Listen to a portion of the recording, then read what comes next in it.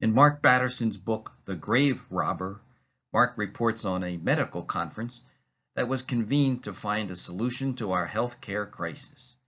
By the end of that meeting, it was clear that most of the health problems that plague Americans are problems that only they can fix on their own. The doctors can't do it for them. Batterson goes on to point out that while it would only take a few lifestyle changes, we just aren't willing to make them. The same is true for our finances. No one can fix our financial situation for us. We have to do it ourselves. It will require a little discipline, but it is the only way you will see progress. Start by examining your financial situation and taking responsibility for it. You won't be able to advance if you're always blaming others for your situation. This is hard, but so worthwhile. Set aside time to reflect on where you are financially and why you think you may be there. For example, you may discover that you have a shopping habit. When you think about it some more, you may realize that the habit developed as an outlet for your anxiety. Next, you'll be able to take steps to deal with your anxiety in a healthier way so that you can stop overspending. Perhaps you and your spouse overextended yourselves by taking on 2 big car loans. Instead of making excuses as to why you needed to take out those car loans, admit that it was not the best financial decision and then look for a solution. You may be able to sell one of the vehicles and live with one family car for a while, or you may have to sign up for a second job and use all the proceeds to pay off the auto loans.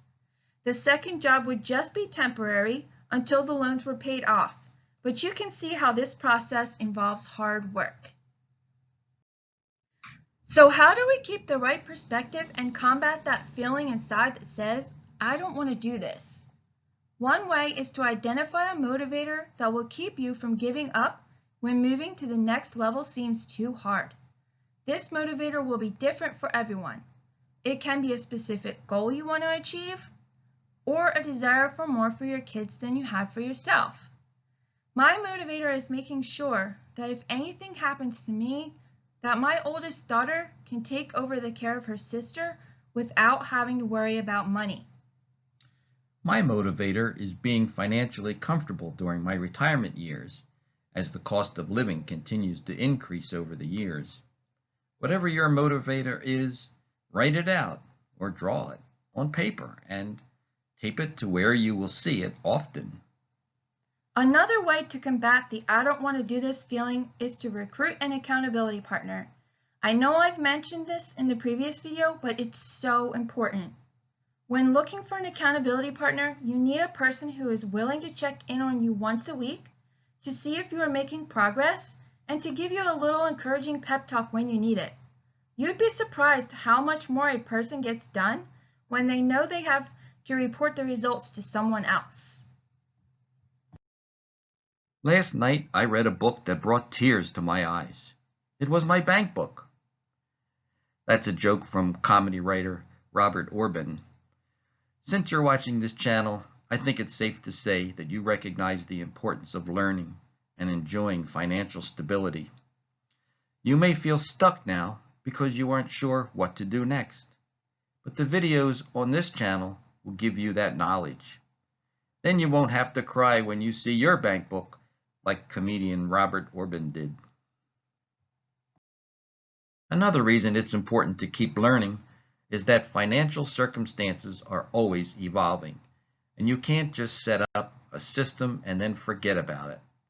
Your babies may only need diapers and formula now, but they're going to grow into teenagers who require much bigger expenses, prom gowns, laptops for completing school papers, and college tuitions if you choose to pay for that.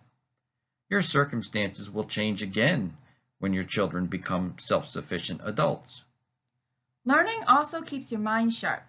We've created a recommended reading list to help you continue learning more about how to manage and grow your money, which we've listed below in the video description. I personally have a goal of reading at least one financial book a month. It isn't necessary to read these books to put into practice what we're teaching you in these videos. We just thought it might be helpful if you wanted to do some additional reading in your spare time. Many of the books on this list are ones I borrowed from my local library, so don't feel like you need to go out and spend money buying the books. I always check my library first. If they don't have it, then I decide if it would be worth purchasing or not. We're just getting started out, and we would love to build a community. If you wouldn't mind, would you please click the subscribe button? And if you like this video, click the nifty like button as well. If you're interested in future videos, you can turn the notification bell on so you'll be automatically alerted whenever we post a new video. Thanks!